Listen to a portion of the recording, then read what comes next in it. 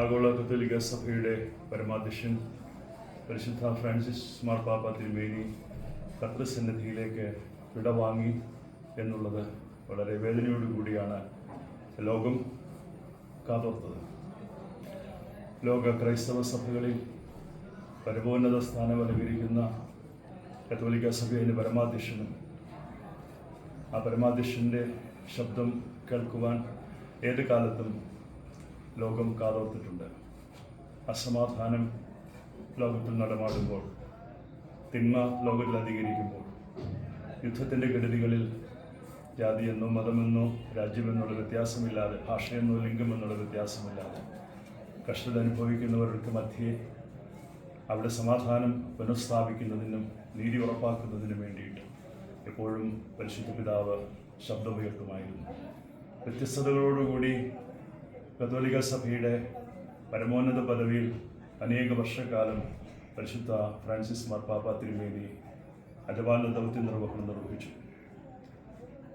പേപ്പസിക്ക് ഒരു മാനുഷിക മുഖം കൊടുത്തത് എൻ്റെ വ്യക്തിപരാഭിപ്രായത്തിൽ പരിശുദ്ധ മാർപ്പാപ്പ തിരുമേനിയായിരുന്നു.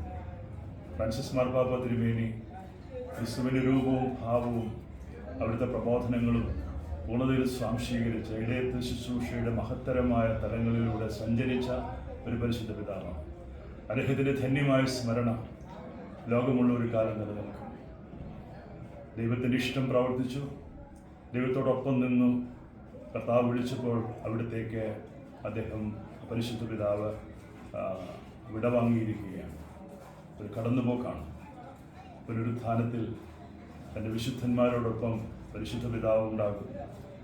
അദ്ദേഹം സ്വർഗത്തിൽ പരിശുദ്ധന്മാരോടുകൂടി സഹവസിക്കുന്നു എന്ന് നമുക്ക് വിശ്വസിക്കാം. തുടർന്നും അദ്ദേഹം ആ പ്രാർത്ഥന സ്വർഗത്തിൽ ദൈവസന്നിധിയിൽ നമുക്ക് വേണ്ടി തുടരട്ടെ. രാജ്യത്തിൻ്റെ നന്മയ്ക്ക് വേണ്ടി, രാജ്യത്തിൻ്റെ സമാധാനത്തിന് വേണ്ടി, യുദ്ധത്തിൻ്റെ കെടുതികളിൽ നിന്ന് മോചനമുണ്ടാകുവാൻ വേണ്ടി അദ്ദേഹത്തിൻ്റെ പ്രാർത്ഥന തുടർന്നും ലോകത്തിന് മുഴുവൻ ഉണ്ടാകട്ടെ എന്ന് പ്രാർത്ഥിക്കുന്നു. ആഗോള കത്തോലിക്ക സഭയുടെ വലിയ വേദനയിലും ഈ ശൂന്യാവസ്ഥയിൽ സഭയോടൊപ്പം നിൽക്കുന്നു.